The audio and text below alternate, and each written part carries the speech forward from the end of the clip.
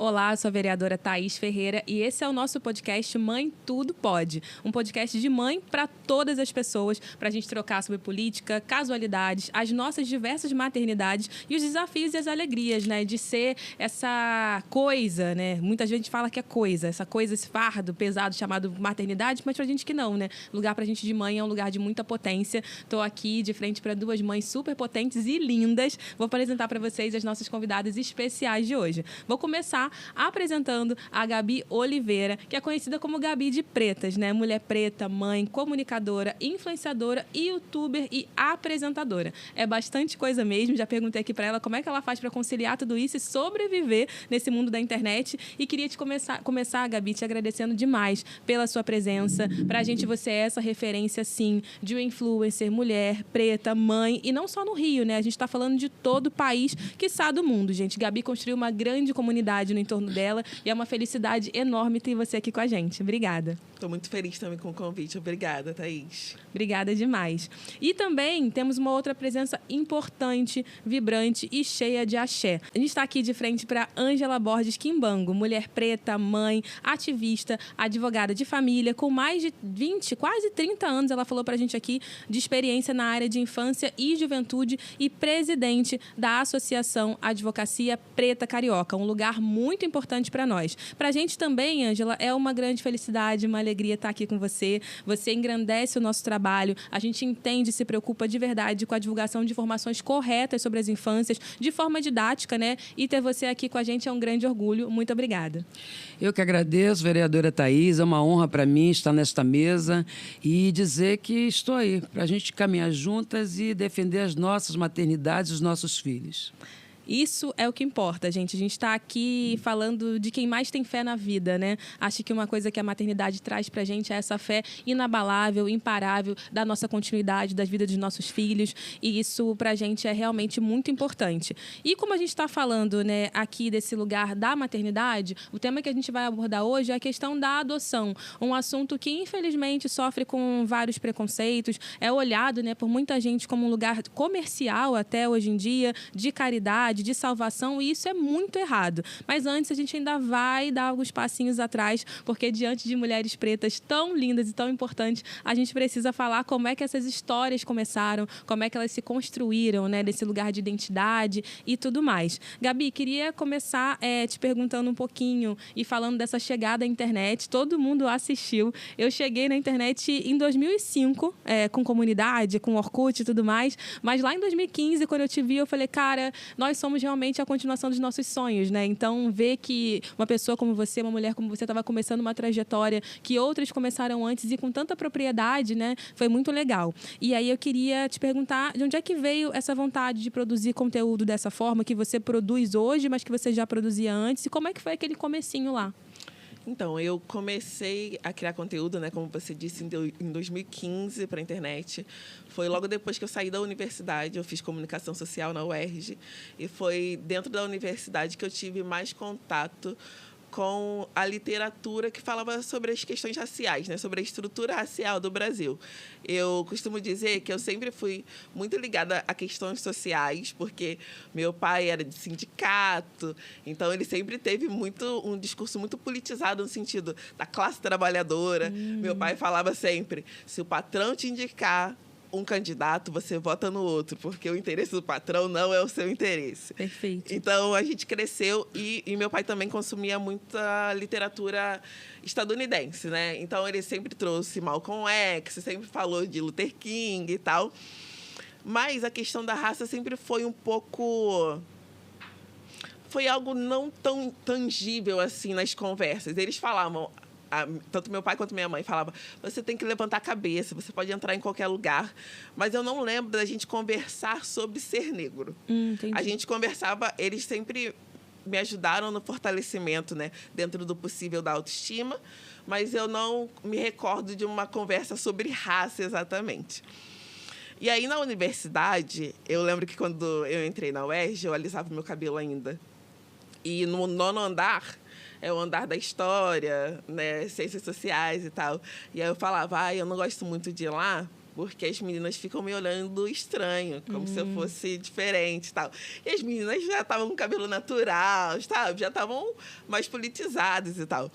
E aí, na universidade, eu passei pelo processo de transição capilar, que foi uma época que todo mundo estava nesse processo também, né? A gente começou a falar sobre isso no Brasil, porque a gente rejeitava de forma tão forte a nossa estética.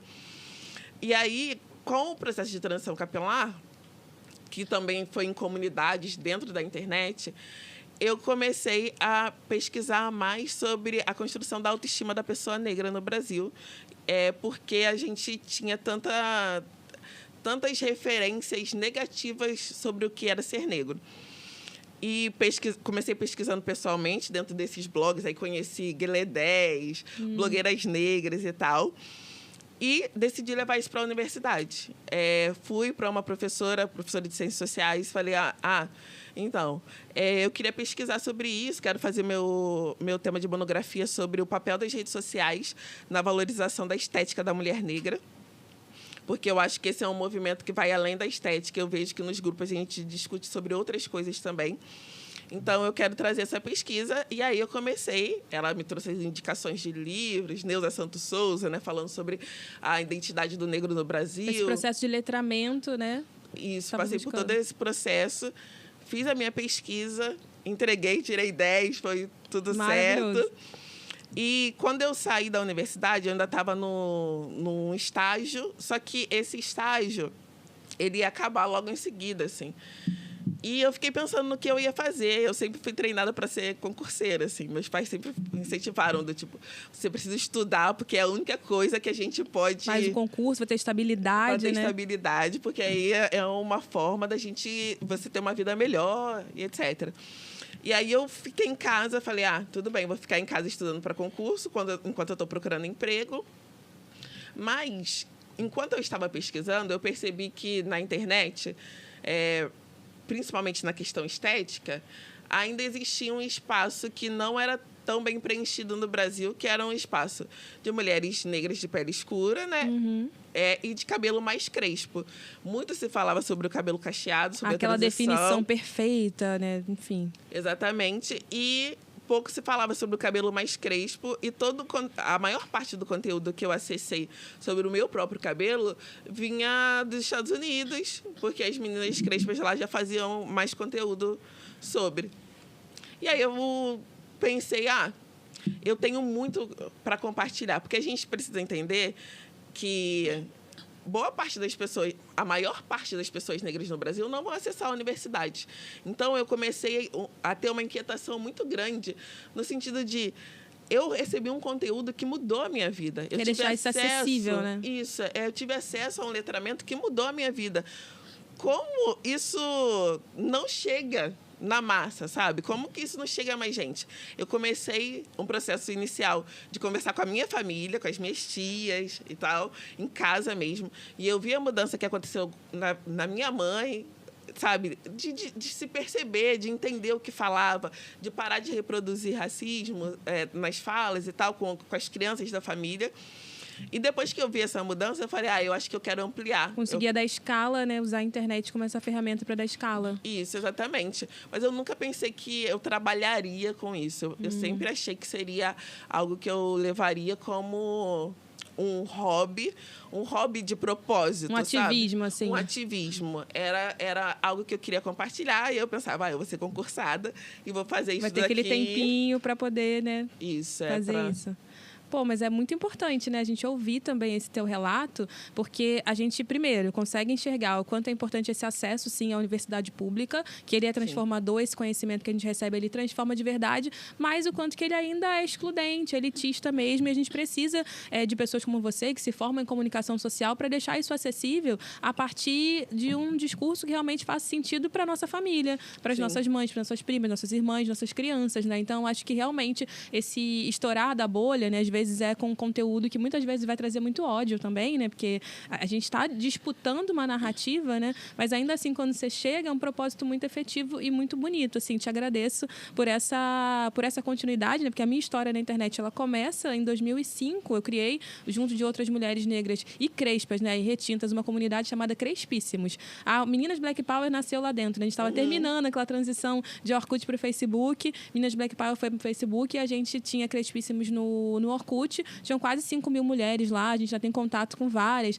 Negra Rosa, né? Que hoje é uma grande empresária nossa. A gente tem que valorizar. Era blogueira comigo. Eu tinha um blog chamado Tá Bonita. Era um questionamento, né? Tá bonita e tal. E eu falava do meu cabelo, crespo e tudo mais. E aí eu recebia muito essa coisa de tipo, mas o meu cabelo nunca vai ser igual ao seu. Mas a sua pele tem um tom de marrom certo, porque não é nem tão escura, mas também não é nem tão clara. Então você vai ser melhor aceita. E aquilo me deu uma angústia tão grande que eu falei, cara, eu não quero criar um novo padrão a partir do meu cabelo. Então o que eu preciso fazer? Raspar a cabeça? O que eu preciso fazer? Mostrar que o meu cabelo também é um cabelo crespo que não vai estar sempre bem definido?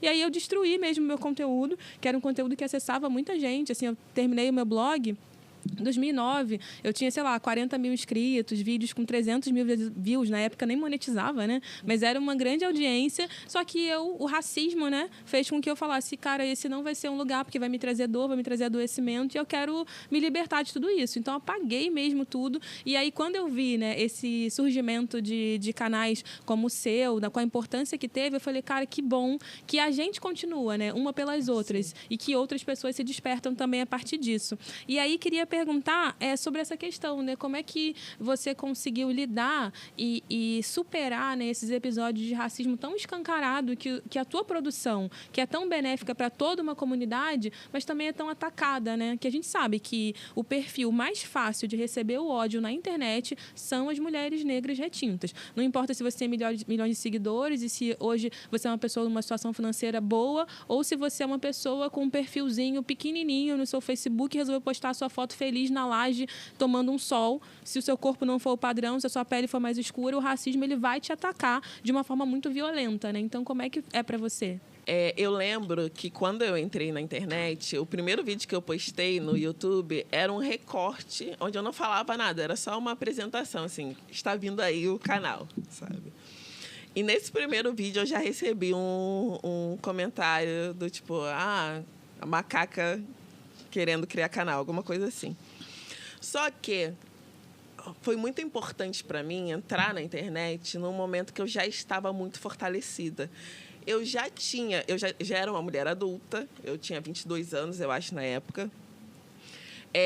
Eu já tinha passado pela transição capilar, eu já tinha passado por um letramento racial. Então, naquele momento, quando eu comecei a receber comentários desse tipo, isso não me afetou ao ponto de eu parar, sabe? Agora, o que me fez continuar, exatamente, foi a comunidade que eu fui construindo desde o início. Desde muito cedo, eu comecei a perceber que a mensagem que eu estava passando estava chegando nas pessoas que eu queria que a mensagem chegasse. E que elas me traziam, através dos comentários, feedbacks que eu considerava muito significativo. Comentários do tipo... Eram poucos comentários, mas na época, para mim, era muita coisa. Sabe, 20 comentários, 50 comentários. Era muita coisa de gente falando, nossa, eu nunca tinha parado para pensar nisso. E, através desse vídeo, eu vou começar a pensar. Eu lembro que um vídeo muito antigo meu, não tenho nem coragem de ver mais, mas o título era O que não falar para um bebê quando ele nasce. E aí era tipo uma esquetezinha, assim. E aí eu falava, né? Porque na minha família... Não sei se acontecia na família de vocês, mas na minha família acontecia muito. Fulano de tal nasceu com o nariz um pouco mais afilado. Aí era uma comemoração. O cabelo tá um pouquinho mais liso, né? Tomara que continue assim. Tomara que continue assim. Ou, o fulano de tal nasceu com o nariz mais aberto. Vamos ficar fazendo massagem para... Na minha família tinha um negócio de Santa Beatriz afinar esse nariz. Fazia assim, Santa Beatriz afinar esse nariz. Uma pessoa, um velho que já morreu, né? Que esteja no lugar que ele mereça estar. E fazia isso no nariz das crianças quando nasciam. Então, e aí esse vídeo foi o primeiro assim que ganhou mais visualização. E as pessoas começaram a comentar, nossa, eu nunca tinha parado de pensar nisso, eu não sei por que a gente exalta, não sei por que a gente exalta a pele ter nascido mais clara. Ai, se livrou. Clareou a família. Esse nasceu com cabelo bom, graças a Deus, sabe? Essas coisas assim. Santa Beatriz era branca, pode ter certeza, hein? Não, era um negócio que... essa daí tem nariz de tomate. Eu sempre fui a nariz de tomate, né? Passava na rua esse velho... ali é nariz de tomate. Aí, vem cá pra fazer Santa Beatriz. Aí eu saía correndo, gente. Que mano é Santa Beatriz meu nariz? Que E desde o início foi isso, assim, eu comecei a perceber que era significativa essa troca. E eu também sempre falei sobre estética. Eu dividi, assim, né, o canal entre falar sobre estética e questões raciais de forma mais estruturada. E eu sempre tive na minha cabeça que era importante falar sobre estética, porque foi a estética que me trouxe a outras conversas. E eu acho que, às vezes, a gente esquece das possibilidades que a gente tem. Sei lá, uma pessoa... Muita gente não chegou no meu canal por... uma discussão sobre racismo, mas chegou por cabelo e assistiu uma discussão sobre racismo em seguida, entendeu? Se inscreveu e assistiu. É esse lugar do acesso, né? Como a galera fala aí, nesse marketing, o topo do funil. Como é que a pessoa vai chegar aqui? Tem que estar aberto. E o mais aberto é a gente falar sobre a nossa estética, que pra gente é política pra caramba, né? E aí, queria perguntar agora pra você, Ângela, ouvindo esse relato da Gabi, né? De uma geração completamente diferente da sua, como é que foi ter conseguido criar essa autoestima que a gente consegue reconhecer quando olha pra você, sendo uma mulher negra numa época em que a gente não tinha essas referências acessíveis na internet, nem mesmo na televisão, nem nos jornais. Como é que foi para você? Bom, eu só fiquei preta aos 18 anos, né? Em 1988, eu sou de 70. Quando eu nasci. Pois é, você nasceu, eu fiquei preta, viu? Que bom. É o ano da Constituição Federal, né? Até os 18 anos eu me declarava uma pessoa parda, porque na minha certidão estava parda. Né? E como na casa da Gabi, meus pais não eram ativistas como eu, não tinha assunto de preto.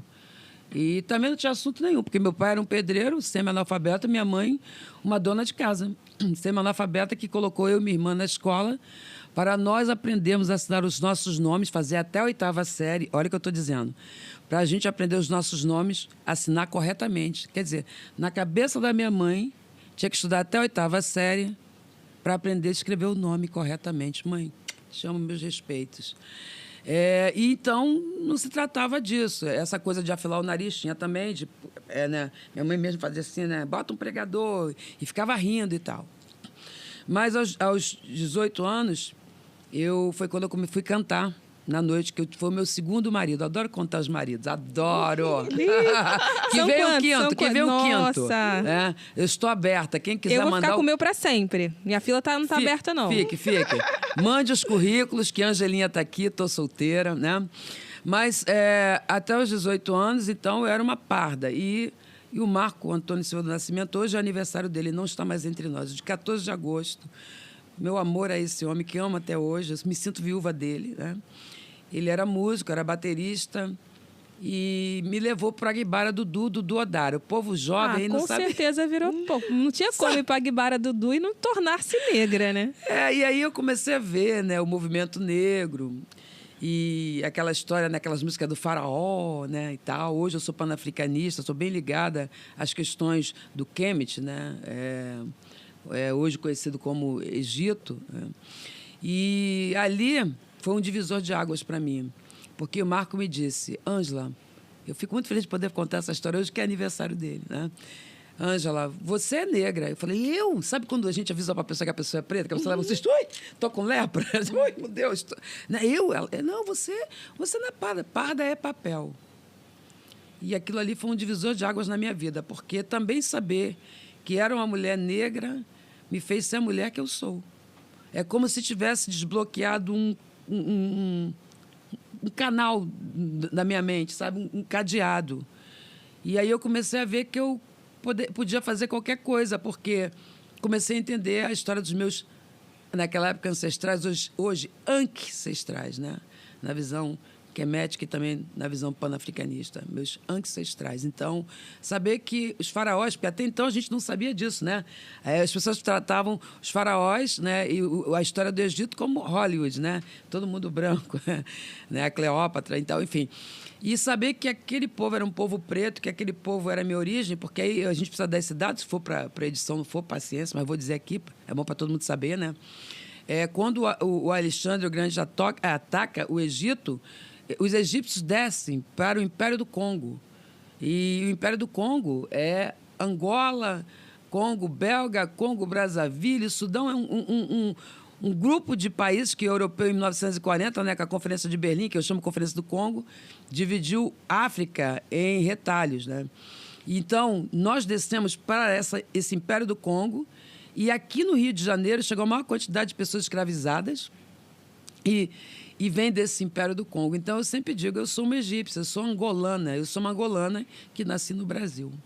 Essa questão da diáspora, né, super importante. E eu acho que você traz essa conexão ancestral, como você fala, para um lugar muito concreto, né, dessa construção de uma possibilidade de negritude que vai se ver como um padrão de beleza positivo, democrático, né? Quando a gente fala também desse Império do Congo, a gente vai remontar quem de verdade fundou a possibilidade de uma democracia, né, e com paridade de gênero, porque vem de lá, Declaração de Direitos Humanos, tudo que a gente fala de dignidade para a vida e que traz beleza para a nossa vida também veio desse lugar, então é muito legal, assim, ver que você teve essas referências, né, muito antes de todas nós aqui, mas que transformou isso numa potência. Acho que você falou desse lugar de desbloquear, de abrir um cadeado, de se libertar mesmo, né, para se reconhecer. Bonito, obrigada por dividir isso com a gente. Todo mundo, todo preto que se diz ter consciência racial tem obrigação de dar carta de alforria para quem não tem.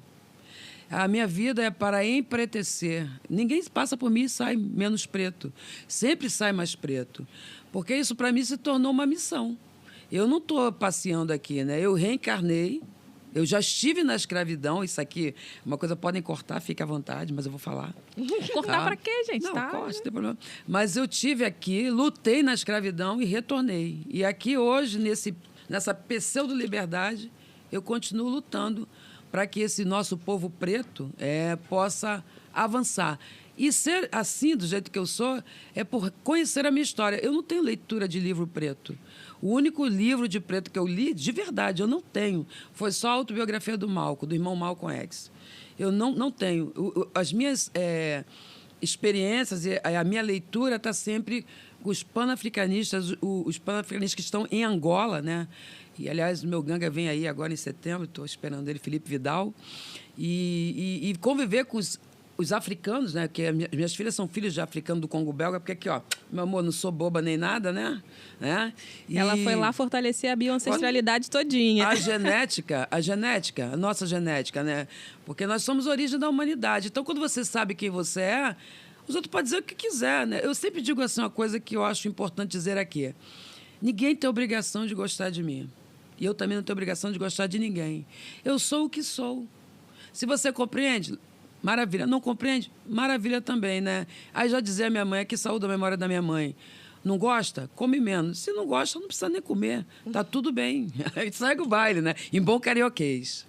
E, ó, gente, ela chegou aqui falando pra gente que ela estava numa palestra e falou, sou uma mulher linda. Então, a gente está vendo aí essa possibilidade e acho que é muito importante essa conversa geracional, né? A gente tem aqui representação de várias gerações. Eu e Gabi estamos pertinho, né? Eu faço 36 esse ano, Gabi está com 32, mas a internet traz uma velocidade de que as gerações, a cada 5 anos, o que ela viveu na internet é completamente diferente do que eu vivi e do que você viveu lá quando isso tudo era mato, né? Então, acho que é muito importante esse resgate.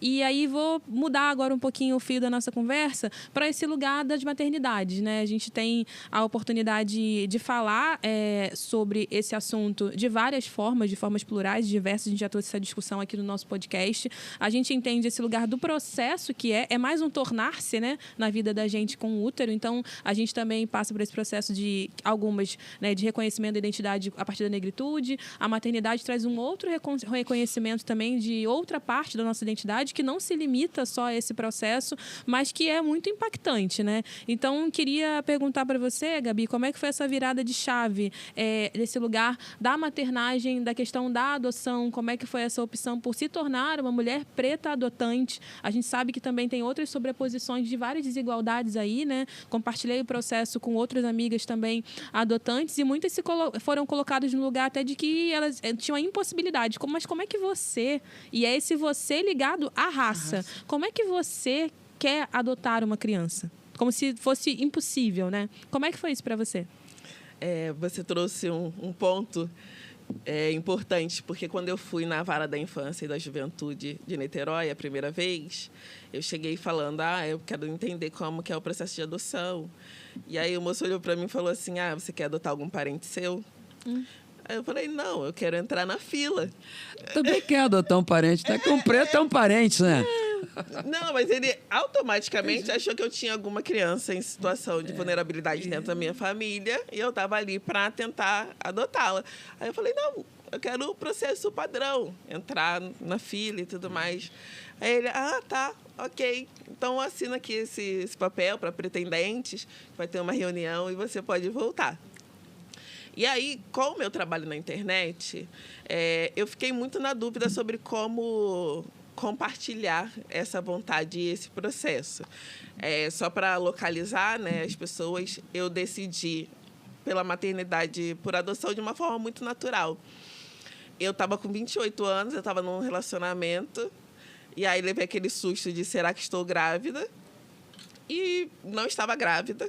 Ainda bem. Graças Deus, porque ia ser muito problemático com aquele. Ia ser muito problemático. E não estava... Só que foi um susto, que não foi um susto de gravidez na adolescência. Foi um susto de tipo, não queria que fosse nesse contexto, mas se for, tudo bem. Eu acho que eu já serei mãe. Eu acho que eu já tenho uma estrutura emocional, financeira, para sustentar uma criança, para levar isso. Mas aí, como eu disse, não estava. Terminei a relação logo depois. Só que depois que eu terminei, eu pensei, caramba, aquele momento me fez pensar que já está quase na hora de ser mãe. Eu sempre achei que teria filhos por volta dos 30 anos. Eu sou uma pessoa de intuição, assim, eu sou... Sabe, são coisas que o universo sopra no meu ouvido. E eu sempre achei que ia ser mãe por volta dos 30 anos. E se eu tivesse com as coisas estruturadas, eu faria isso. Quando eu percebo que chegou a minha hora, que eu já estou com vontade de ser mãe, eu penso nas possibilidades que a gente tem. Ou você, né, tem um parceiro, ou você faz inseminação artificial, né, que também é um processo que não é simples, por isso que eu não gosto quando as pessoas falam mas o processo de adoção é muito burocrático. Você já tentou fazer uma inseminação artificial? Também não é nada fácil. Não é nada simples. Tipo assim, nada simples, nada garantido. E aí, às vezes, se não for de primeira, você tem que fazer de novo e tal. Tinha essa opção, tinha a opção... de engravidar de qualquer pessoa aleatória e, né, lidar com isso. E lidar com isso. E tinha a opção da adoção, que, para mim, naquele momento, pareceu a mais viável. Só que eu não tinha nenhuma noção de como era esse processo. E eu, basicamente, entrei na internet e procurei como começar um processo de adoção. E aí estava escrito lá que eu precisava buscar a Vara da Infância e da Juventude, a comarca, bota comarca, né? A comarca da sua cidade. Aí eu botei o que é comarca. Mas a honestidade nesse processo é muito importante, né? Porque quando você compartilha que foi essa busca simples e tal, muitas outras pessoas se sentem também encorajadas de falar, olha, eu preciso buscar informação segura. Onde é que a informação segura tá? Ter boas referências. Então, acho incrível. E aí eu fui, olhei a informação, aí falava a Vara da Infância e da Juventude da sua cidade, fica no endereço tal. Fui na Vara da Infância e da Juventude de Niterói, aí tive esse primeiro, né? Esse primeiro olhar, assim, você querendo ser adotante. Mas, depois disso, se eu falar para você que eu senti algum tipo de preconceito, eu estou mentindo, assim. Era uma turma muito plural, e por isso que eu acho que eu fiz tanta questão de compartilhar o processo da internet quando eu ainda estava na fila, porque ali eu vi que as possibilidades eram muito mais amplas do que eu imaginava. Tinha famílias de diversos formatos, homoafetivas, tinham outras pessoas também que estavam adotando de maneira solo. Então, tinha homens Sim. se candidatando também. Então, eu senti pessoas de diferentes... Isso é muito importante falar. De diferentes rendas. Porque muita gente acha que a adoção é só para pessoas ricas. E tinha gente lá, tinha casais que cada um ganhava um salário mínimo e estavam no processo de adoção. E estavam lá na turma fazendo as aulas e tudo mais. Isso é com base, né? Que o Estatuto da Criança e do Adolescente diz que não é por falta de recursos, né, que se tira uma criança da família, né? Então, quando você vai colocar uma criança numa família substituta, no caso, na modalidade de adoção, você, na verdade, está dando a criança, uma família para a criança. Então, o que conta não é somente a sua renda, é o quanto você tem de amor, de atenção. Que é o vínculo afetivo legal, não financeiro, isso, né? Exatamente. É muito bom que se fale isso. Entendeu? E muita gente acha que você só pode adotar se você puder pagar uma escola particular, por exemplo. Aí gente, não é assim. É só você garantir que aquela criança vai ser cuidada. E desde a primeira reunião, eu cheguei... Aí eu dei meu nome para a primeira reunião, que foi 2 meses depois.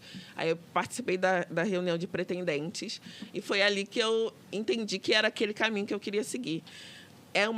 Foi uma reunião muito dura, assim, sabe? Mostrando o contexto do Brasil, mostrando o contexto das crianças abrigadas.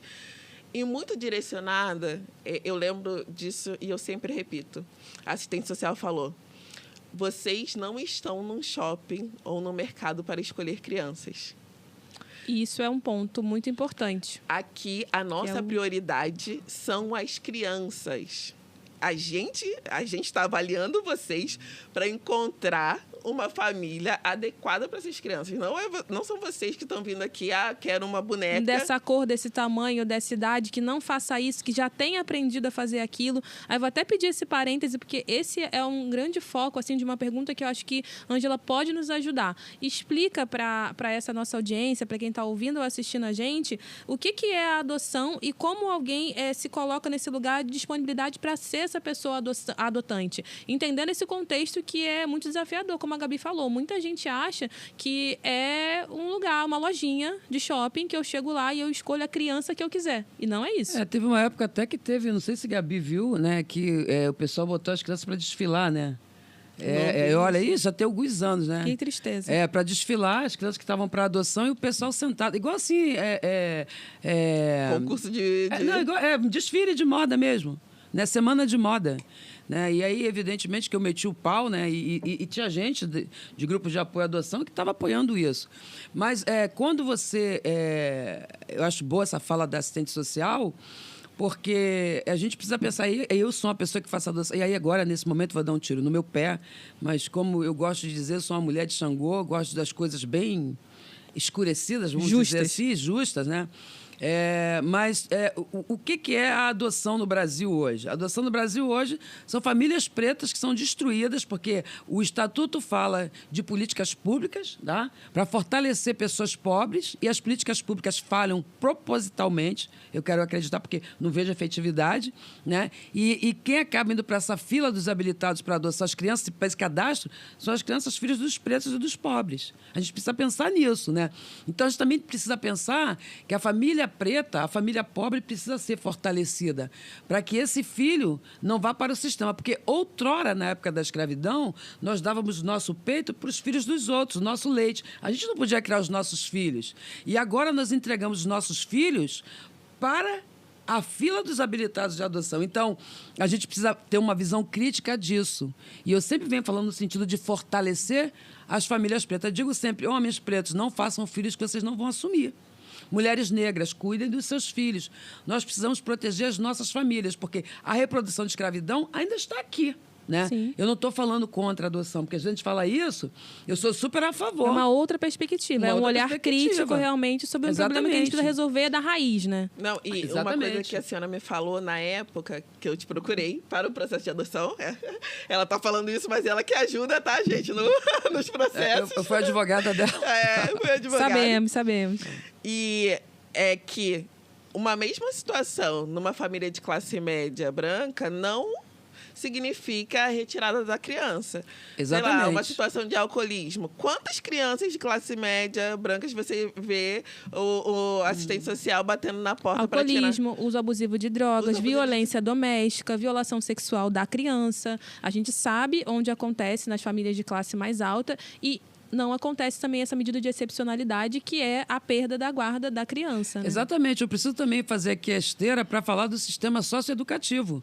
Quem são as crianças que cumprem medida no Brasil? Você acha que o estatuto atinge pessoas ricas, crianças ricas? Será que os ricos lá não têm um problema? Os filhos são... Não entram em conflito com a lei? Não tem conflito com a lei. Exatamente. É perfeito o quê? O mundo da margarina? Não, existem. Isso é tão verdade que são pretos e pobres, né, e periféricos que estão no sistema, que lá não tem advogado. Porque quem está cumprindo medida não tem dinheiro para pagar advogado. Só atua no sistema socioeducativo a Defensoria Pública. É para a gente pensar. É proposital, como você falou, né? Então, eu acho que dentro desse tema, e a Gabi trazendo essa questão de uma conversa dura, é porque o problema que a gente vive é um problema muito grave. Ele tem que ser tratado com a responsabilidade devida, né? Então, esses adotantes, eles têm que se entender como uma possibilidade de garantia de família para as crianças que precisam de família, né? Não é só uma questão financeira. Até porque é uma família para uma criança, não uma criança para uma família, né? A criança precisa da família. O direito a convivência familiar e comunitária é um direito da criança. Exatamente. E eu acho que isso que é uma coisa que a gente precisa cada vez mais difundir, né? A gente trouxe aqui uma questão de dados, né? A gente pesquisou e, segundo dados do Conselho Nacional de Justiça, cerca de 69% das crianças e adolescentes na fila para a adoção têm idades entre 8 e 16 anos. E 71% são crianças negras. Mas a gente sabe também que nessa grande loja que é colocada, infelizmente, na mentalidade, né, de muitas pessoas que querem se tornar adotantes, né, que são os pretendentes à adoção, elas têm exigências muito específicas, tanto de idade quanto de raça, né? Eu escutei uma história super triste há muitos anos atrás, de que pessoas vieram pretendentes para adoção. Falou, a gente até queria adotar uma criança negra, uma criança mais velha, mas, poxa, eles têm mais probabilidade de já terem cometido crime, né? A pessoa usou essa fala, a criança ter cometido crime. Aí eu falei, olha, no lugar que eu tô, eu preciso corrigir a sua fala. Eu tenho que falar em defesa da criança e tal. Tu vai fazendo uma consultoria e ouvindo mesmo de pesquisa. E não só me incomodou. É muito complexo tudo isso, né? E com esse foco que a gente tem de adoção de crianças mais novas e brancas, esse lugar de idealização, né? De que o perfil de uma criança negra mais velha é um perfil violento. Isso é muito cruel com a infância. E com a criança que está em situação de acolhimento, como já foi falado aqui. Mas como é que foi esse processo, assim, da escolha para você, Gabi, e de ter sido escolhida, né? Porque acho que também é importante falar sobre ter sido escolhida pelas crianças para ser família, para esse lugar de construção, acho que é muito precioso, né? As crianças, elas gostam e precisam confiar no cuidado, no acolhimento. E aí, como é que foi para você esse processo? Você tinha alguma expectativa também? Todo mundo fica falando, como é que é? Assim, você quer? Não, nem como que você não queira adotar uma criança que seja assim, assim, assado. E tem como sim, gente. Você quer um filho, uma filha. Você não quer um perfil, né? O curso e as aulas, eu acho que eles são essenciais. E eu costumo falar que todo mundo, independente da forma de parentalidade, deveria fazer um curso antes. Pensou em ser mãe, ser pai? Vamos fazer esse curso aqui para ver se essa é uma decisão acertada. E aí, nesse primeiro dia, ela também falou uma coisa que eu levo até hoje, que é: olhe para a sua própria família. Porque muita gente vem com esse discurso de a gente não sabe o que a criança tem no sangue, a gente não sabe o que é a família, nananana. Aí ela falou, gente, olha para sua própria família. Vocês acham que a família, a linhagem, toda a sua linhagem é feita de alecrim dourado. Alecrim dourado, sem questões, né? Sem problemas. E Outra coisa é que a gente sabe hoje que até questões genéticas, o meio influencia muito no desenvolvimento ou Epigenética, gente, procurem saber. ou no desenvolvimento de determinados transtornos, de desenvolvimento de determinadas doenças. Não dá para você isolar o meio, não dá para você colocar tudo na conta da genética. Ponto, isso. A outra coisa é que a gente, durante as aulas, isso foi uma coisa muito difícil para mim, assim, mas que a gente precisa escolher um perfil. A gente precisa fazer uma ficha falando qual o perfil que a gente aceita. E foi significativo quando, em uma das aulas, a pessoa falou: vocês precisam ser realistas. Você precisa olhar para a sua realidade e pensar até onde você consegue lidar e alcançar. Eu, por exemplo, tinha 28 anos. Existe um limite de idade, eu não lembro qual. Tem. Mas eu não podia me colocar para adotar uma... O adotante tem que ter 16 anos de diferença do adotado. Então, assim, eu, por exemplo, não colocaria no meu perfil, não seria coerente, não usaria de sabedoria se eu colocasse uma criança, por exemplo, de 12 anos, que era o meu limite. Porque eu nunca criei ninguém. Porque, normalmente, quem adota adolescentes são pessoas mais velhas que já criaram outros filhos. E aí elas vão e adotam adolescentes. Agora, como que eu vou adotar adolescente sem eu nem... Tipo assim, eu não tenho nenhuma experiência com a maternidade. Você precisa ser coerente. Eu estava adotando sozinha. No início, né, doutora Ângela, o meu era 3. Era até 3 irmãos. Era Gabi, mãe de 3. Gabi, mãe de 3. Numa conversa com a assistente social e com a psicóloga, elas falaram: se você quiser ter o 3º filho, você volta para a fila. Mas eu acho que é importante você pensar em colocar até 2 nesse primeiro momento. Porque vão ser, já é uma carga grande, 2 crianças chegando juntas. Você vai ser o seu primeiro contato com a maternidade. Então, assim, é importante a gente ouvir certas coisas. Entender o seu contexto de realidade, vai te colocando no chão, né? Vai te aterrissando, vai te assentando ali. Exato. E você tem o suporte da sua família, ok, mas 3 pode ser demais. E seria mesmo, doutora Ângela. Sabemos. E seria. 2 já muita coisa para a primeira vez, Tô aqui, ó, minha galerinha aí. E aí foi gradativo, né? Foi chegando um ou outro. Mas a gente chega todo mundo ao mesmo tempo. Todo mundo ao mesmo tempo. E aí eu fui e escutei. É importante a gente escutar também, né? As pessoas que têm mais experiência. Então, esse processo foi muito... A minha família me apoiou muito. Quando eu fui contar para minha mãe, ela falou: Gabi, quando você tinha 6 anos, você virou para mim e falou que ia adotar. Eu não lembrava. Essas coisas das crianças, né? A intuição. Muita coisa. E aí ela falou assim: e você sempre falou que queria ser mãe, então que bom que você esperou o momento certo. Estamos aí, vamos te apoiar, que bom. Seu pai já queria um neto há muito tempo. Esse suporte também familiar é essencial, né? E é o que a gente fala de comunidade, né? Sim, que a gente tem real. Que dar muito valor às nossas comunidades, assim. A minha família é uma família que preservou muito essa ideia de colaboração, sabe? De um ser suporte ao outro. Eu lembro quando a assistente social me perguntou assim: com 2 crianças, se você ficar doente e precisar levar... Ou se uma criança ficar doente e você precisar levar uma e deixar a outra, como que você vai fazer? Eu falei: vou ligar para alguém da minha família. Minha mãe, minhas tias, meus... Tipo assim, isso não quer dizer que as nossas famílias não tenham questões, como você falou, que um dia alguém não vai poder que isso, mas contar com essa comunidade é muito importante para você poder saber que você não vai estar ali sozinha, né? Exatamente. Que essa solidão que vem com a maternidade também não é uma coisa que acontece só com um tipo de maternagem, é com todas, né? Sim, mas dentro da estrutura que a gente está, né, sim, Thaís? Sim, total. Porque se a gente pensar nessa ideia de família nuclear, de isolamento dessa família nuclear, de morar longe. Hoje, a gente combate muito essa ideia de todo mundo morar no mesmo quintal, mas o quão positivo também era isso. Só foi possível Todo chegar mundo até aqui por conta dos quintais. Entendeu? Todo mundo ali colaborando. Eu cresci com todo... Uma tia um dia ia me buscar na escola, outra ia me buscar no outro dia. Então, eu cresci com isso, com essa ideia. E eu fiz muito esforço para inserir toda a minha família em todo o processo, sabe? De ir gestando mesmo. De, gente, eu avancei. Fui habilitada.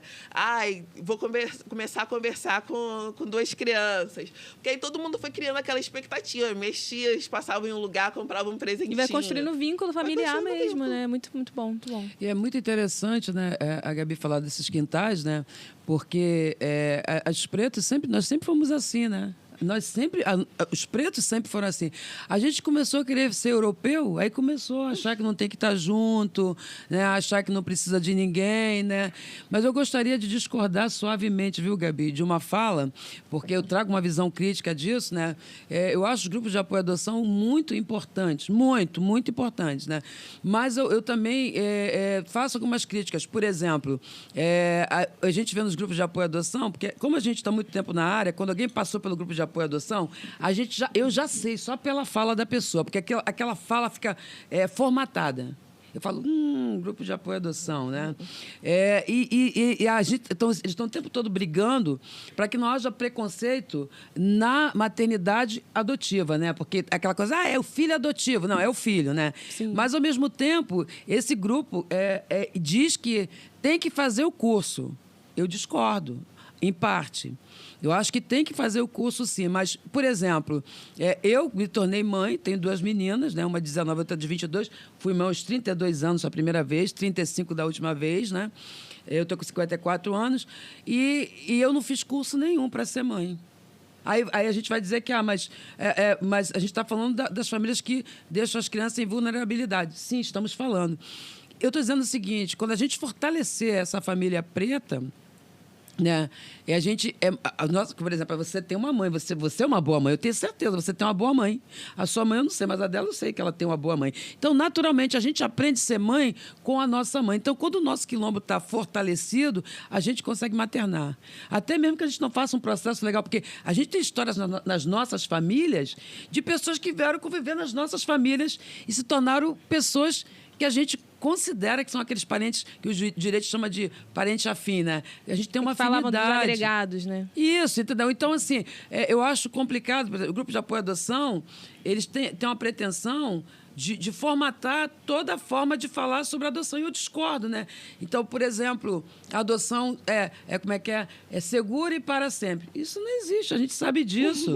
Isso é uma falácia, porque, como a gente falou aqui, todas as relações são complexas, né? Isso pode trazer algumas frustrações, né? Sim. A gente acompanha alguns casos também, sim, onde esse tipo de amparo, ele é, sim, importante de ser fortalecido, mas ele traz para as pessoas, quando ele é quebrado, quando ele é rompido, uma falha, uma quebra de expectativa mesmo. Isso. E essas maternidades, essas paternidades, essas parentalidades no geral, elas ficam realmente muito sem chão, né? Porque tudo aquilo que foi construído, tudo aquilo que ela aprendeu, ela percebe que, na realidade da complexidade das relações, acaba indo por terra. Então. É muito mais complexo, né, doutora? Então não dá pra gente começar a usar uma frase pronta para tratar de assunto sério que é família. Sim. Entende? Então, por exemplo, tem gente que não se habilitou para adoção.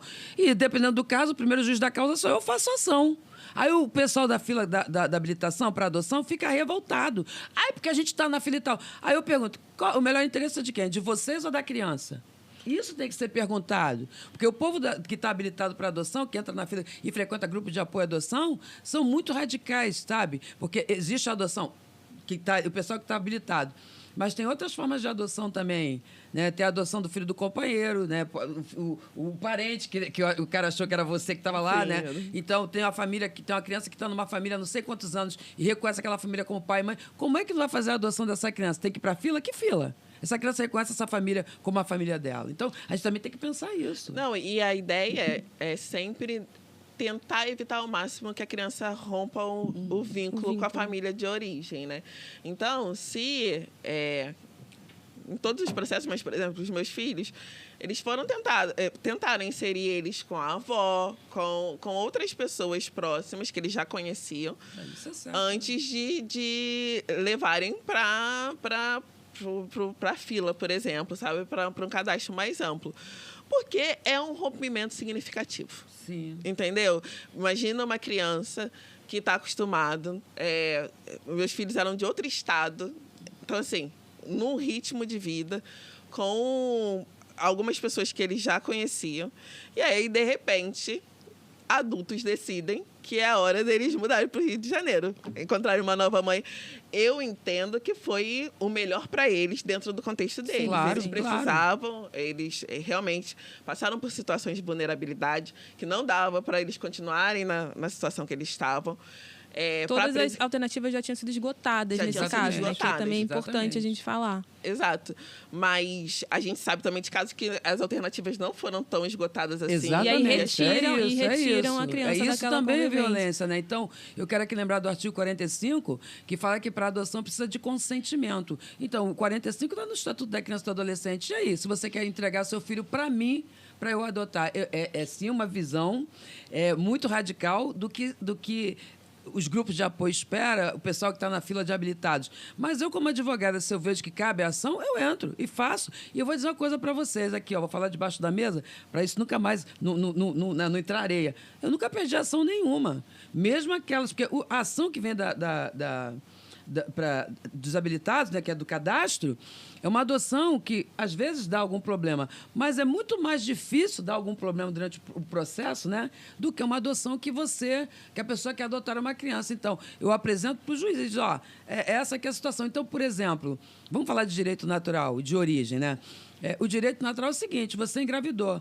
Esse filho, a natureza deu a você, né?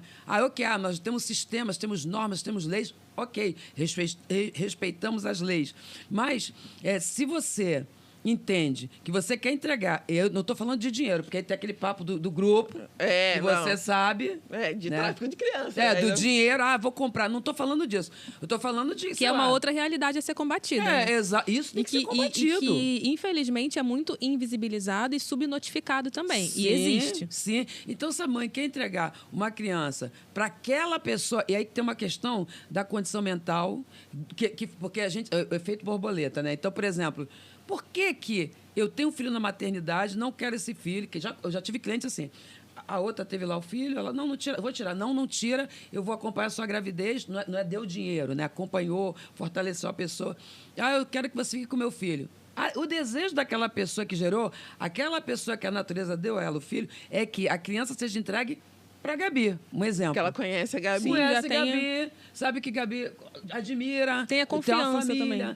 E aí o Estado juiz vem dizer o direito que não pode ser feito isso. Mas quem é o Estado juiz para dizer isso? Mas é porque esses casos têm que ser tratados como excepcionalidade. Excepcional. Porque se você abre a brecha...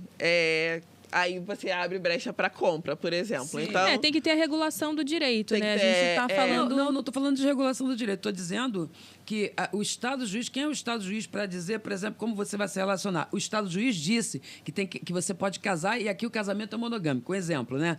Mas se você quiser ter um casamento poligâmico, o que o Estado vai fazer? Só não vai te reconhecer. Aí o que acontece quando a vara da infância, a justiça e o pessoal quer que isso é religião, tá? O pessoal do grupo de apoio fala isso é religião. O que acontece? Essa moça não vai nunca chegar na vara da infância para entrar com ação de adoção. Aí deixa a criança em vulnerabilidade. Entrega para a pessoa e deixa a criança lá. E a criança precisa de direitos. A criança precisa de uma guarda provisória, de plano de saúde, de escola. Que é uma falha que gera mais violação da criança. E o 45 está na lei. Então, se a mãe consente, mas não quer discutir isso. Por quê?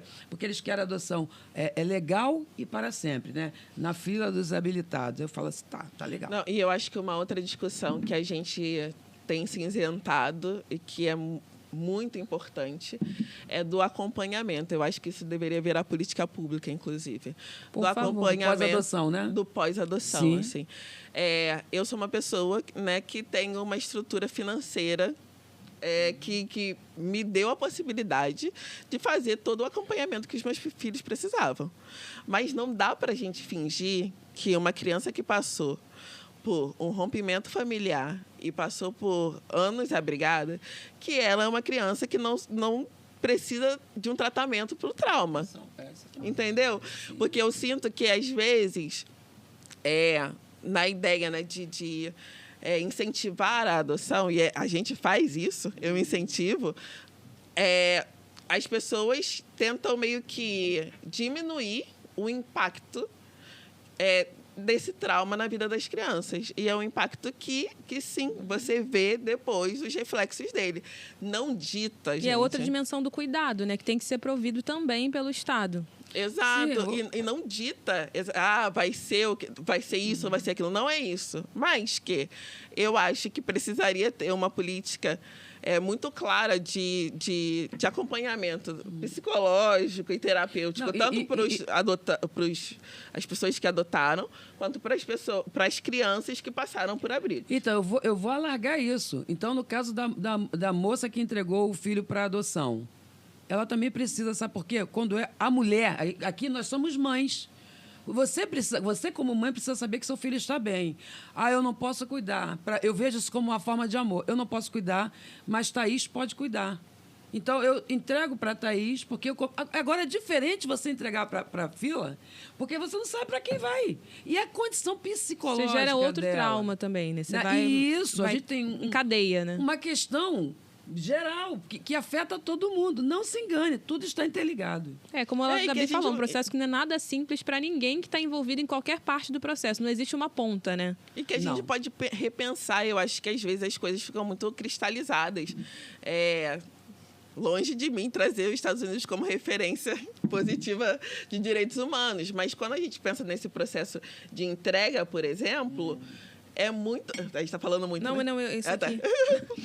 Mas quando a gente pensa nesse processo de entrega voluntária na maternidade, existe esse processo de você conhecer a mulher ainda grávida, você criando um vínculo, a pessoa se sentir confiante naquela entrega e não só entregar, entreguei para a fila. Quem são essas pessoas? Então, a gente pode repensar.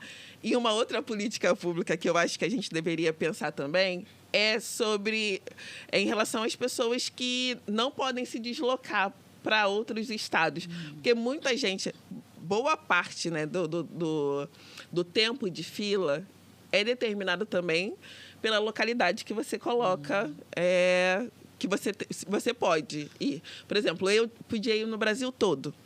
Tem gente que não pode sair do Rio de Janeiro. Tem gente que não pode sair do Rio de Janeiro. E aí limita, né? E aí limita muito, porque você fica mais tempo na fila, às vezes seu perfil nem é tão restrito assim, mas como tem bastante gente na fila, isso vai demorar mais.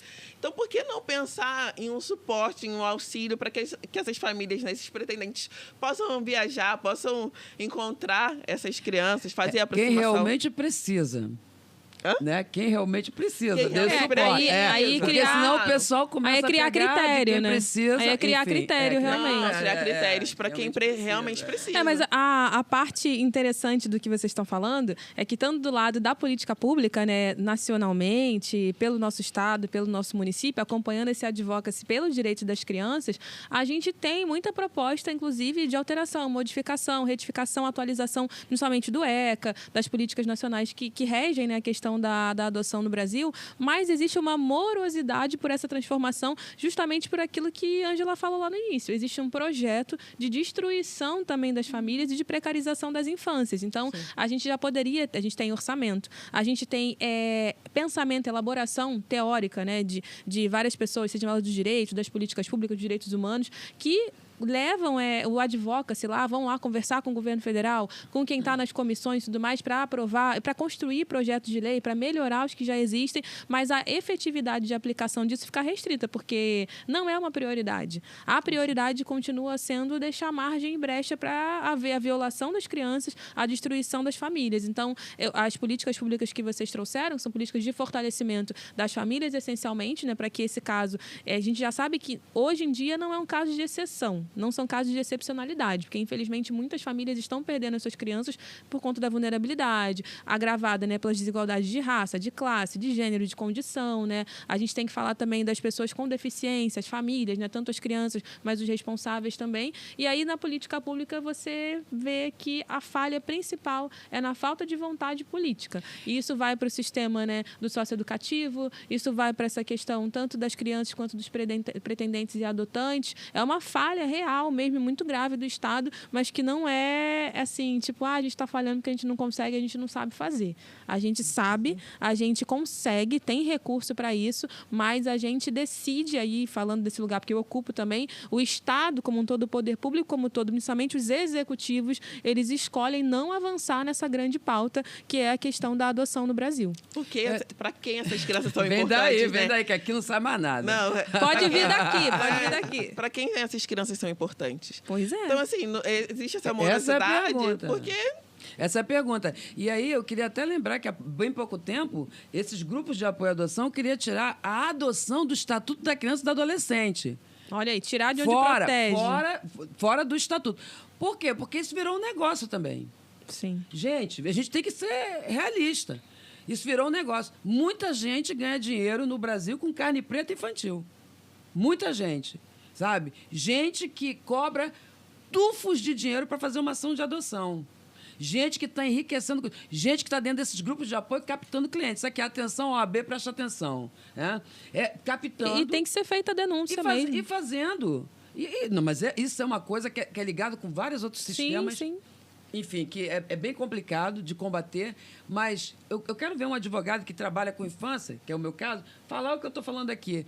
Ninguém diz. Você pode ver, todo mundo diz, é lindo, é maravilhoso, tem que adotar, tem que se habilitar. É aquela voz, sabe aquela coisa cristã da bondade? Ai, tem que adotar. É a questão da salvação e da caridade, né? Manipulam muito as famílias com esse discurso. Com uma visão crítica, assim. Porque você, quando adota uma criança, você não está levando boneco, você está tendo um filho. E ter filho gera responsabilidade, negação. E a gente sabe disso. Esse papo é um papo de mãe. A gente sabe. Às vezes você não compra uma bolsa para você de 250 reais. Ah, tá caro.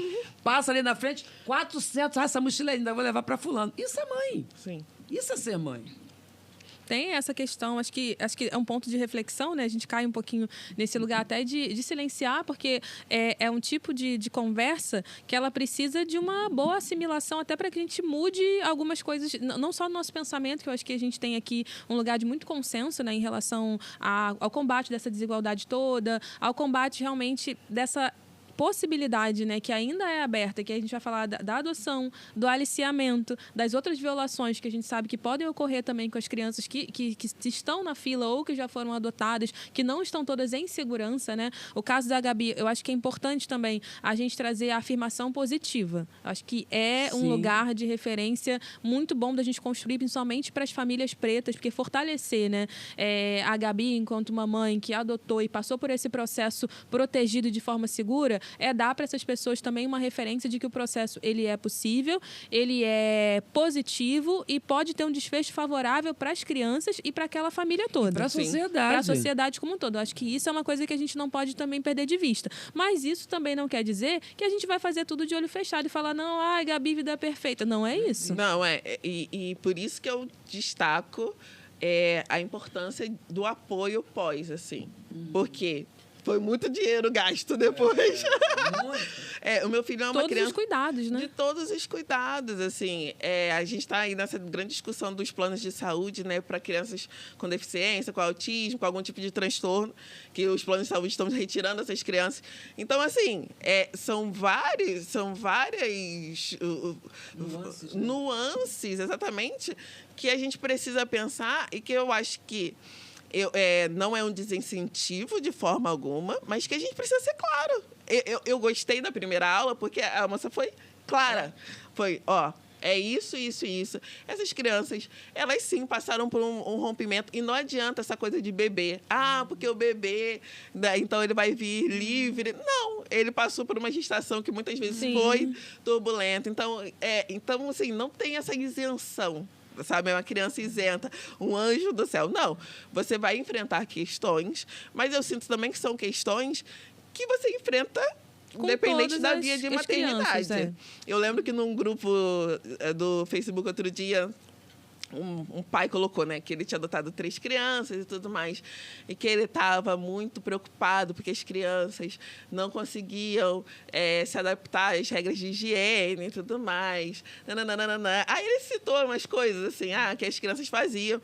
Aí nos comentários o pessoal começou, eu também tenho uma criança assim aqui em casa, é o filho da minha sogra.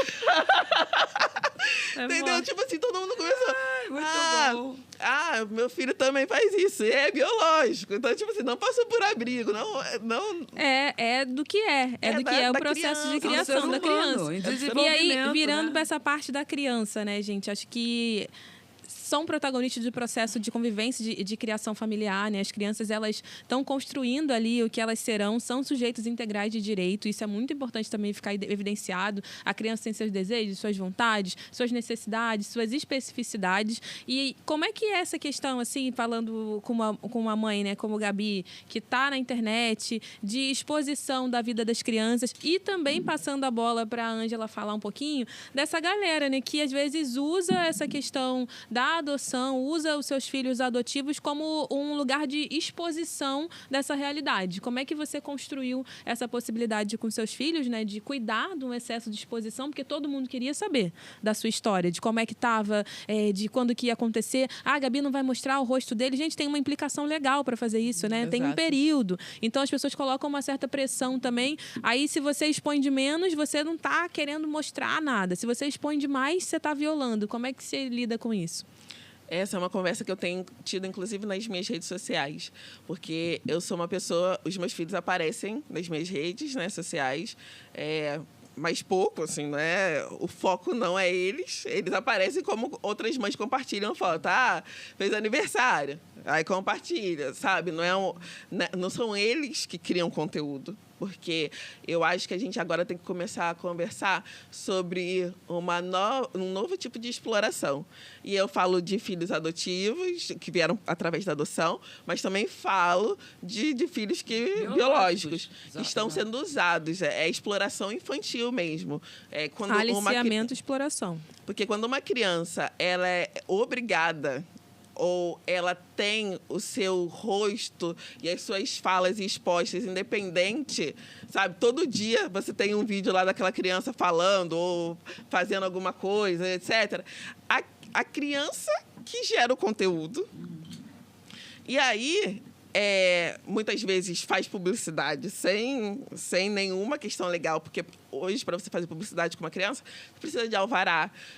Você precisa destinar, por exemplo, nas minhas redes, eu preciso destinar a minha filha ou meu filho, se eles fizerem uma publicidade comigo, eles precisam ter uma conta onde eu destino uma porcentagem para eles pela participação. Exatamente, é uma ação que eu faço também, alvará, para ter que autorizar. A criança não pode mesmo. E só existe, nesse caso, a medida judicial, né? Porque a regulação da lei, infelizmente, também é falha por aí. E eu sou, assim, totalmente a favor da regulamentação das redes sociais. Eu acho que a gente precisa cada vez mais discutir sobre isso. E quando a gente fala de infância e das crianças, isso se torna ainda mais urgente. Eu falar, meus filhos aparecem aqui, mas se amanhã ou depois baixar uma lei e falar a criança não pode aparecer, crianças menores de 12 anos não podem aparecer em rede social, eu vou dar graças a Deus. Eles não vão aparecer e o meu conteúdo vai continuar, porque eu já criava conteúdo antes deles. Eles não são o papel principal nessa rede. E você não vai transformar suas crianças num produto vendável, numa prateleira. Se quiserem aqui, estão eles. Escolhe um, escolhe outro. Que tem gente que a gente sabe que faz isso, né? Exatamente. E, inclusive, muitos perfis de adoção fazem isso. Pessoas que adotaram tanto no Brasil quanto internacionalmente têm feito isso. E, assim, eu acho que é uma coisa muito crítica. Outro dia eu até andei juntando material aí para um compartilhamento, talvez até passível de denúncia, porque para mim não é normal você adotar uma criança e automaticamente fazer um perfil exclusivo para aquela criança. Nossa. E como é que combate isso? Como é que, do direito, assim? Não, a verdade é o seguinte, em direito tudo é uma questão de bom senso, né? Então, por exemplo, você como mãe da criança, você tem que pensar o seguinte, e aí a gente precisa levar o Estatuto da Criança e do Adolescente para as escolas, para as igrejas, para os bailes, para a comunidade. Para as agências de publicidade. Exatamente, porque as pessoas desconhecem, né? Até mesmo na escola, até pouco tempo, era assim, quando o Estatuto é de 90, né? Quando ele apareceu, o Estatuto nasceu, era assim, olha, se você fizer bagunça, que professores falam, eu vou chamar o Conselho Tutelar. Até hoje tem isso. Essa desvio de função, deturpação da função. Também, olha, eu tenho o Estatuto Professor, então, há uma confusão em torno do Estatuto. Então, a ordem do Estatuto Comando eu estou falando da Lei 8.069 de 90, né, de 13 de julho de 90, né, o Estatuto da Criança e do Adolescente, ele visa proteger a criança, que eu falei, ser humano em desenvolvimento. A criança é um sujeito de direito, um ser humano em desenvolvimento, e não um boneco. Então, o que a gente tem que pensar? Será que quando essa criança atingir a maioridade civil, ela vai ficar feliz com esse conteúdo? Porque a criança não tem condições de saber o que é certo, o que é errado, o que ela quer. E essas crianças pequenininhas, esse perfil preferencial da galera que faz isso num produto, é pior ainda esse caso, né? Porque a criança ela não tem condição nenhuma de verbalizar se ela está, de fato, à vontade com aquilo ali, se ela não está constrangida. E cria-se uma pressão que traz uma série de transtornos desencadeados, né? A gente acompanha. Que, com 12 anos, você já pode até pensar sobre isso, porque o Estatuto diz que criança de 0 até 12 anos incompletos. Com 12 anos, para a lei, ele já é um adolescente. Então, eu acho que poderia ter aí um consenso para pensar assim, tanto que nos processos de adoção, quando a criança tem 12 anos e ela vai para a adoção, ela é ouvida. Ela pode escolher. A lei diz que poderá ser ouvida antes, mas com 12 ela é ouvida. Então, com esse parâmetro, eu acho que a gente pode pensar nessa exposição. Mas é muito complicado. Para mim, né? Ver uma pessoa que adota um casal branco, loiro, né? Adotou a criança negra, aquele perfil preta, né? Para dizer, sinceramente, eu sempre fico me questionando esse tipo de postura, porque o que essa pessoa sente para fazer isso? O que está realmente por trás? É mostrar o quê? Nós somos muito bons, nós adotamos uma criança preta, e a maternidade responsável não passa por aí. É a salvação, né? É a salvação. E a gente precisa quebrar isso nesse pensamento geral das pessoas. Aquele parabéns que os outros dão. Você adotou, parabéns. Você, parabéns de quê, né? Eu tô nem mãe. E eu acho que um ponto também é a gente pensar, né, de novo, nessa exploração e pensar como essas crianças são muitas vezes expostas de forma vexatória também. O constrangimento, que é crime previsto pelo próprio ECA.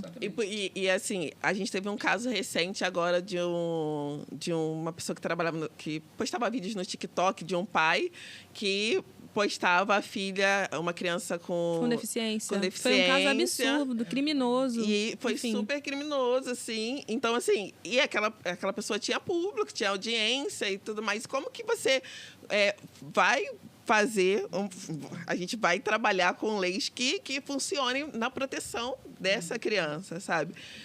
Então, são muitas questões para a gente pensar e eu acho que a gente está diante real, assim, de um novo movimento de exploração e que, às vezes, a gente não tem a dimensão. Não sei se vocês conhecem uma influenciadora chamada Natália Braga, uma influenciadora negra também. Sim. A Nath, ela produziu um filme, né, chamado Infância em Caixa, onde ela questionava, foi um trabalho dela também. Infelizmente, ela não recebeu, gente, investimento para que essa iniciativa alcançasse mais pessoas. Abriu vaquinha, mas, assim, um conteúdo importante. Tive a oportunidade de ir no lançamento, onde ela trazia vários perfis de crianças que estavam ali nitidamente sofrendo com constrangimento, com exploração, que outras se tornaram até a principal fonte de renda das suas famílias, né? Filhos biológicos, filhos adotivos, mas o quanto que isso impactava a nossa sociedade e o quanto que isso era uma questão da gente repensar esse consumo realmente das redes sociais, né? De pensar a regulação de tudo isso. Queria, assim, deixar aqui registrado, né, que existem pessoas como nós pensando sobre isso, teorizando sobre isso, produzindo conteúdo e que precisam ser investidas, né, reconhecidas, para que a gente possa ter essa oportunidade de que esse conhecimento não só ganhe as redes, mas que ganhe também esse lugar das valas de infância, que ganhe também esse lugar de ser um banco de dados, um banco de conhecimento para cursos, como o curso de pretendentes à adoção, porque, assim, a gente precisa realmente, também tô muito com você nesse lugar, de pensar como combater essa cadeia de exploração que chega cada vez mais cedo. É denúncia, né? Porque o artigo 227 da Constituição Federal diz dever. Olha só, família, olha a ordem. Vamos lá da falar. Família, isso, da sociedade e do poder público. E aí a gente vê, logo no início... E corresponsabilidade, gente. Mas será que o pessoal sabe o que é ser corresponsável por todas as crianças? Exatamente, por todas as crianças. Então, quando a gente vê, quando eu li o 227 no início, eu meti o pau no Estado. O Estado sempre o último, mas ele tem que ser o último mesmo. É a medida de excepcionalidade. É a família mesmo. Depois a sociedade. Vizinhança, quintal, entorno, escola. O Estado, que é quando termina na vara da infância, vai para um processo de adoção, vai para um sócio educativo. É isso. Mas quem é essa sociedade, né? Porque aí a sociedade consome aquilo ali, esse conteúdo criminoso, e tem gente que ri. Aí vai do outro lado, aquele caso também daquela menina negra nos Estados Unidos, com medo, gritando, numa situação pavorosa também, tentando proteger a mãe dela de uma acusação injusta de roubo, e todo mundo ali transformando aquela criança num circo, né? Num símbolo. Símbolo do quê, gente? A menina devia ser protegida. Eu, assim, do lugar que tô, né, sou presidente da Comissão da Criança e do Adolescente, então tem gente que fala assim, mas você não se posicionou sobre determinado caso, você não botou na sua rede social aquela criança. Falou, gente, colocar aquela criança, expor o rosto dela numa situação vexatória. A menina que aconteceu outro dia também, a mãe sofreu uma abordagem por parte da PM e as pessoas não estavam nem borrando a imagem das crianças, estavam exibindo aquilo ali, mas a gente tem que falar. Eu falei, cara, a gente tem que falar sobre a ação criminosa do Estado, sim. A gente tem que falar sobre a necessidade de proteção e fortalecimento daquela família, como você já colocou, mas a criança nunca pode ser exposta. Ainda mais numa situação como essa. Imagina você ter contato com a televisão aberta e aí você sabe, mas tá... Aí tem gente que borra a imagem, mas tá borrado. Eu sei a roupa que eu estava vestindo naquele dia. Sim. Eu sei que eu estava comendo, eu sei que eu estava ali com a minha mãe. Eu sei que aquilo ali era eu. Sim. Como é que eu me sinto? Psicológicos, né, que ficam. É muito complexo. E Thaís, como uma criadora, eu acho que a gente consegue relatar, a gente consegue trazer uma conscientização sem expor. Meu filho tá chorando, eu ligar um celular. Olha aqui como Entendeu? é que ele tá, olha gente. só como é. E olha como é uma e ele tá crise chorando ele por sente conta falta disso, aquilo, outro. Entendeu? E eu sei que... E isso existe. Isso existe. Existe. Entendeu? Se meu gente filho... que passou pelo processo de habilitação, gente que adotou bonitinho na fila, gente que teve no grupo de apoio. E ainda culpabiliza o responsável que não expõe. Mas falhando. Se você expuser, mais pessoas vão ter oportunidade. Te colocam uma pressão também, né? Eu também passei, eu sou uma pessoa neurodivergente, meu filho também é uma criança neurodivergente, teve vários desafios há pouco tempo atrás. As pessoas, mas se você contasse, se você mostrasse, não seria bom para todo mundo? É a história do outro, né? É a história do outro, um ser com E aí direito. a criança falou, mãe, eu me sinto muito constrangido quando você fala sobre esse assunto em determinados lugares. Durante esse tempo todo que ele estava com esse constrangimento, eu não falei. Mas se você tivesse contado... O meu filho chegou para mim e disse, eu me sinto constrangido quando você conta essa história. Eu nunca... eu relatei muitas partes do meu processo de adoção, mas eu nunca falei em qual estado eles nasceram. Nunca falei da composição familiar, doutora Ângela, sabe? Nunca falei da composição familiar. Às vezes não expôs durante o processo de adoção. Entendeu? Porque é a parte da história deles, que eu não sei se eles querem que seja contada. E aí, passando por isso, né, que acho que é uma coisa que a gente compartilha, esse meu filho chegou... Hoje ele está até com fotinho dele aí, mas durante um tempo ele nem queria. Ele falava, mãe, tira, por favor, é o meu mais velho, o Atos. E agora ele fala, não, mas agora eu já me sinto bem. Eu já vou... Ele até falou, agora eu posso até sorrir. A gente recentemente foi no ensaio do Dia das Mães desse ano. Eu falei, se você não quiser participar, tá tudo bem, filho, não precisa ir. Eu não vou ficar triste com você, porque eles sentem também. Isso fortalece a tua relação com ele. Exatamente. Você respeita ele. Ele falou, não, mãe, dessa vez eu vou. E ele tá ali com a Lute como minha mãe, a blusa que ele colocou, e ele tirou uma foto e tal, e ele super animado, e foi uma superação muito nossa, né? Aí eu queria perguntar, como é que, assim, qual foi o cuidado mais efetivo que você conseguiu tomar até hoje para poder cuidar da privacidade das tuas crianças? Eu acho que o bom senso mas nem todo mundo tem, né? Esse bom senso é muito amplo, mas eu protejo, por exemplo, eu não deixo vazar nada de uniforme, por exemplo, onde eles estudam, não expor onde eles estudam, onde eles fazem as atividades deles, não expor nenhuma informação que não é minha, mas deles, da história deles, sabe? Eu não conto sobre o passado, sobre a família de origem, sobre o que levou eles a serem abrigados. Eu nunca conto nada disso, porque é parte da história deles. Eu sempre gosto de trazer o meu ponto de vista sobre as situações. O meu ponto de vista, sei lá, quando eu me vi com 2 crianças, e eu fui bem clara nesse dia, eu falei, gente...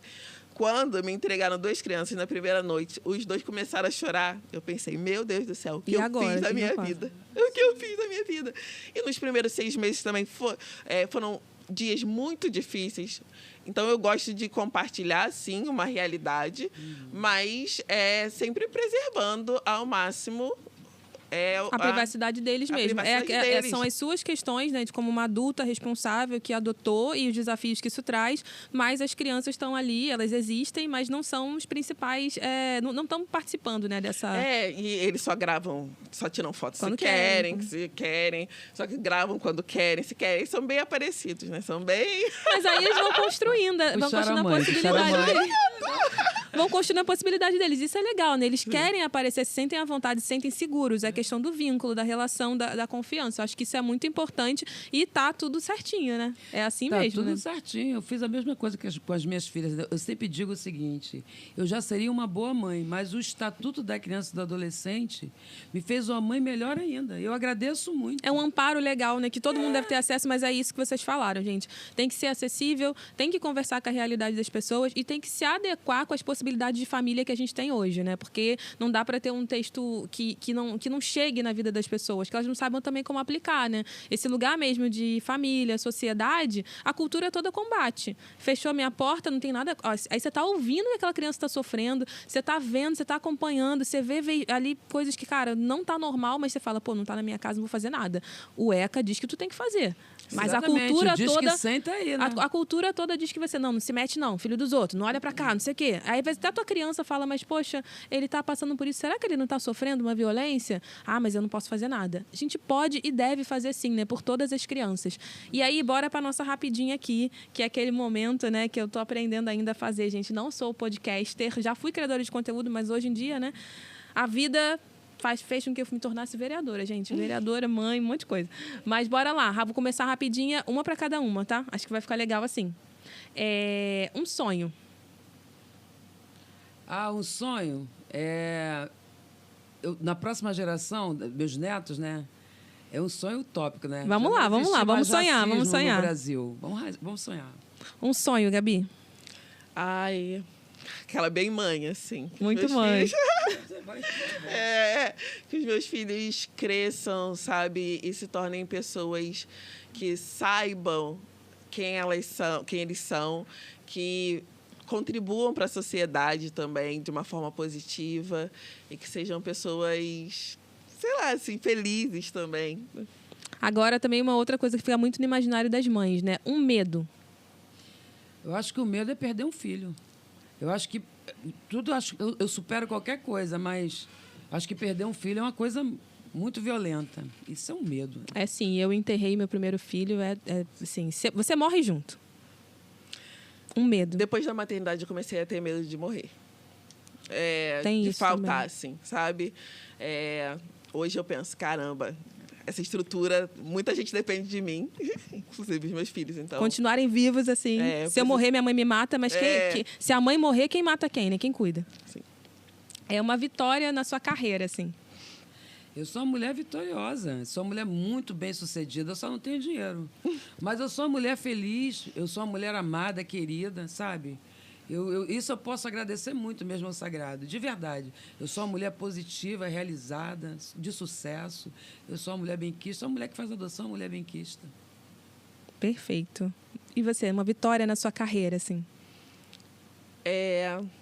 Eu acho que ter driblado as estatísticas, porque muita gente... Eu lembro quando eu comecei na internet...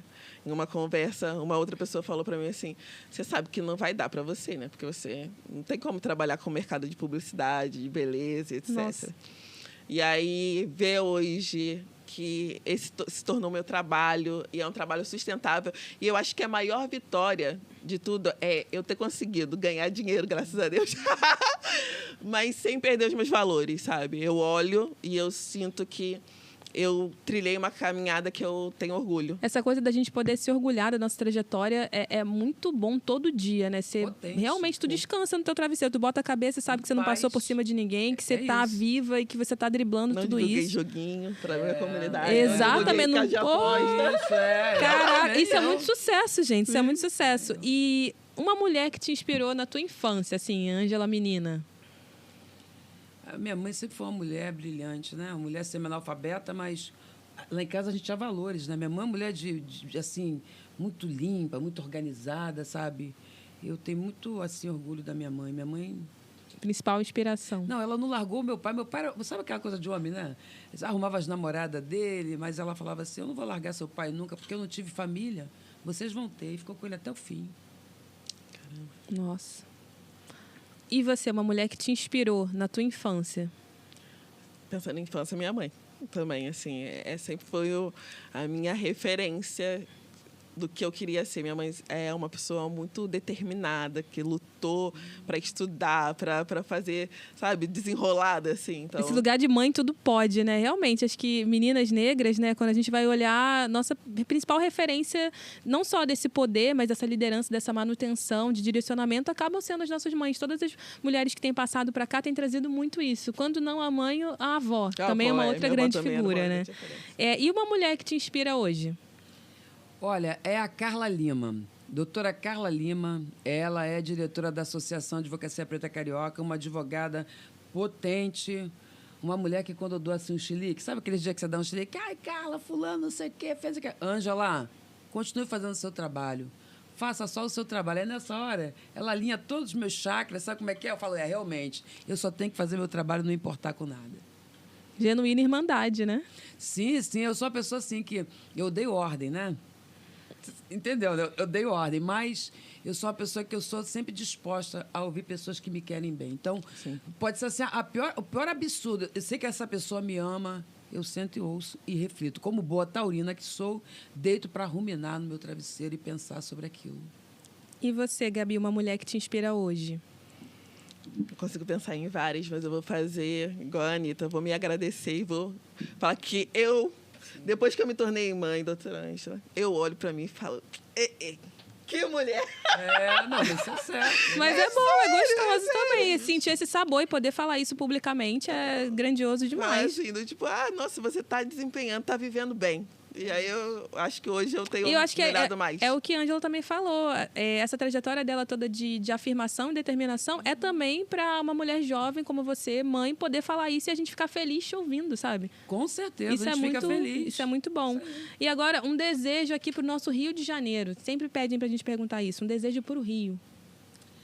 Vou falar do meu desejo no Rio de Janeiro. Eu desejo morar no Flamengo, na T do Flamengo, de frente ali. Poder dar uma corridinha. Cara, eu tô vendendo meu apartamento porque eu não vou ter mais casa própria. Eu quero alugar ali alguma coisa por ali.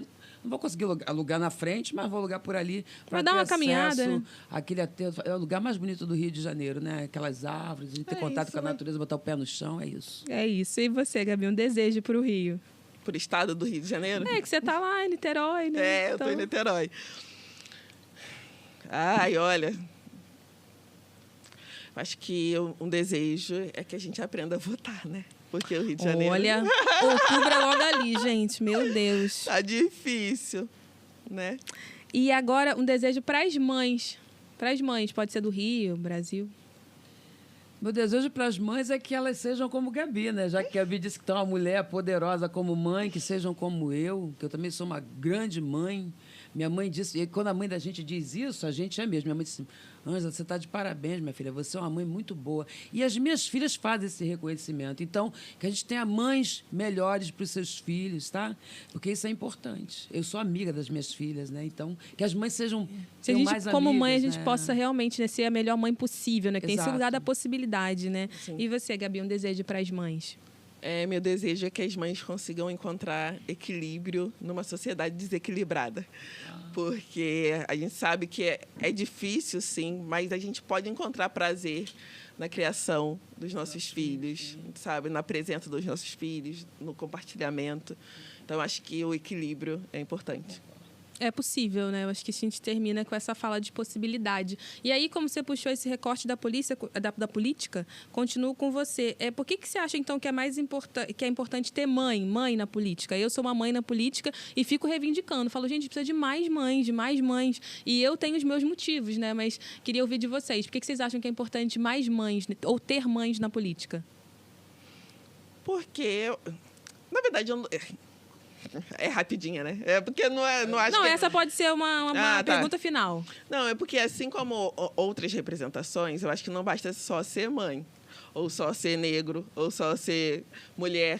Eu acho que a gente precisa de mais mães comprometidas com o direito da criança, com a visibilidade, né, das possibilidades de políticas públicas para as mães, de inserção dessas mulheres no mercado de trabalho, de como oferecer suporte. Então, sim, eu considero que a gente precisa ter mais mães, mas mães comprometidas com o bem-estar. A qualificação da representatividade, Isso, né? sim. Não dá para ser tipo assim, eu sou mãe e eu estou aqui.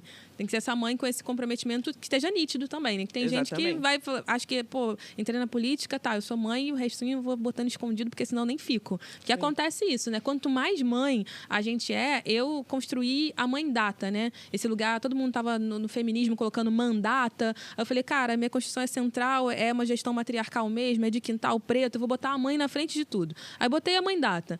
E todo mundo falou, nossa, você é louca, você vai botar tudo aquilo que te exclui na frente? Aí eu falei, não, é para realmente fazer essa afirmação de possibilidade positiva, que eu sou mãe, é por isso mesmo que eu tenho que estar aqui nesse centro da tomada de decisão, da negociação dos poderes e tudo mais. E foi um desafio, porque todo mundo achava que ser mãe é tudo que vai me tirar desse lugar. Então, quanto menos mãe eu fosse, diziam que mais sucesso eu iria ter na minha carreira política. Aí eu falei, não, vou no contrário disso tudo. Quanto mais mãe eu for, quanto mais vocês virem as minhas crianças saudáveis, felizes, potentes, mais a minha trajetória vai ser de sucesso, porque as pessoas como nós que precisam da gente nesse lugar também, né? E dessa referência. E você, Ângela, por que mais mães na política? Olha, primeiro porque a África é mulher e é mãe, né? E a terra também é mulher e é mãe. Só se brota na terra, né? Você bota a semente e ela cresce, fica forte, bonita, vira árvore. Então, eu acredito que uma mãe de verdade, uma mãe compromissada, uma mãe que... Eu concordo com o Gabi, não é porque a pessoa é mãe, vou lá, mas uma pessoa que tem essa visão, né? De cuidado, porque mãe é cuidado, né? Mãe é amor, mãe é respeito. Estou falando das boas mães, que a gente sabe que também tem aquelas, né? Então, eu acho que essa mãe tem que estar, porque é uma coisa simples. Nós, as mulheres negras, principalmente, nós somos o útero da humanidade, né? O nosso útero é a porta de entrada do sagrado. É portal, para essa né? vida, é portal, né? É o sagrado feminino. Nós somos mulheres, né? E eu acho que a mulher tem uma forma diferente de ver as coisas. E na política não é diferente. De pensar futuro, né? É. De pensar, mães pensam sempre no futuro. É essa fé na vida inabalável mesmo. A gente fala muito de querer ver nossos filhos jovens, adultos, potentes, vibrando. É continuidade, né? Acho que mãe é a figura que mais acredita na continuidade, no futuro, como você está falando, porque a gente precisa ter fé na vida. Porque ter fé na vida é ter fé que os nossos filhos eles vão continuar. Na mãe, a gente tem segurança. Você vê que a gente sente qualquer coisa, você chama logo sua mãe. Você nunca chama seu pai, é a mãe. Tem essa questão também, né? Que a gente também tem que conversar aí até para desconstruir isso, porque senão, em muitos lugares, isso só vira sobrecarga. E aí a gente esquece dessa rede de apoio, desse suporte. Mas, para fechar aqui, queria resumir, né? Fazer um resuminho para todo mundo que acompanhou o nosso podcast hoje, com convidadas muito especiais, de verdade. Que bom que vocês estiveram aqui juntas. É um lugar tanto de segurança, né? Desse processo da adoção que a gente falou, quanto de quem tá vivenciando isso na prática, né? A gente sabe que não se encerra naquele momento que as crianças chegam. Gabi falou muito aqui da importância de um acompanhamento, né? Ângela trouxe aí questões que a gente tem que se ligar, gente. A gente precisa, cada vez mais pessoas, ter a propriedade mesmo para falar sobre o Estatuto da Criança e do Adolescente. Os direitos das crianças são os nossos direitos também. Todo mundo aqui já foi criança, já sentiu essas ausências, essas falhas. E sobre esses pontos todos, queria dizer que estou muito grata de ter compartilhado com vocês. Falaram sobre a nossa construção de autoestima. Estamos aqui diante de mulheres lindíssimas, bem-sucedidas, o que é super importante, e não relacionaram, gente, o sucesso com a questão financeira só. Esse lugar de estar inteira, de manter sua integridade, de saber confiar em você mesma para fazer o que você precisa, que a gente sabe que boa parte da nossa audiência são mulheres que, infelizmente, estão em situações de vulnerabilidade extrema, que não têm trabalho, que precisam dar comida para o dia de amanhã, mas não é só sobre isso que a gente está falando. A gente está falando de possibilidade de equilíbrio, realmente, para que a gente possa prosperar e cobrar também pelos nossos direitos, porque muitas não prosperam porque o Estado está falhando aí. E aí, falamos sobre a exposição das crianças nas redes sociais. Queria que vocês acompanhassem. Eu sempre estou compartilhando os conteúdos da Gabi. Estou sempre compartilhando também com várias pessoas, pedem indicação de advogada. Doutora Ângela, para a gente, é uma referência quando se fala de crianças e adolescentes, não só no Rio de Janeiro, mas no Brasil. E fechar agradecendo mesmo a participação de vocês, a disponibilidade. Conciliar as agendas é sempre super difícil, justamente porque são mulheres de sucesso, né? Então, a gente quer que vocês continuem não só ocupadas, tá? Descansem também, se alimentem, se hidratem, cuidem das suas crias, que não são só crianças, né? Temos jovens aí também para poder dar conta. Queria que vocês deixassem uma mensagem final para o nosso público, para a nossa audiência.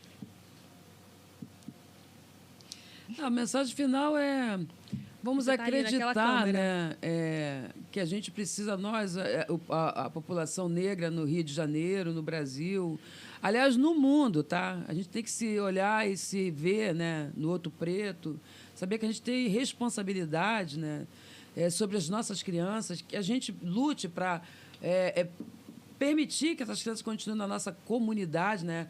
O Estatuto fala da convivência familiar e comunitária. Ninguém quer tratar desse assunto, né? Então, pensar aí, como é que a gente faz para proteger nossos filhos e manter eles nas nossas famílias. E, se não nas nossas famílias, pretos se habilitem para adoção e adotem crianças negras. Sim. Eu quero agradecer o convite, a conversa, e também falar sobre um vídeo da Simone Biles que viralizou esses dias, onde a apresentadora pergunta assim: o que fez você se tornar você? E aí ela fala: foi a adoção e os meus pais terem acreditado em mim.